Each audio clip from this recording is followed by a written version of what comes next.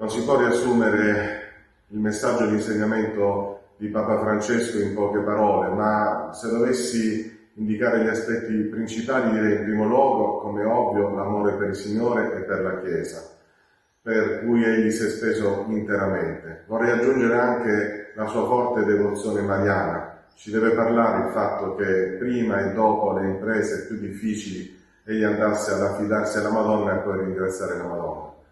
Poi ha toccato argomenti sensibili, evidentemente la pace, l'ho fatto ancora nell'ultimo messaggio ieri, la fraternità tra gli uomini, ricordo l'enciclica Fratelli Tutti, la salvaguardia del creato, che anch'esso è una specie di fraternità con la Laudato Si.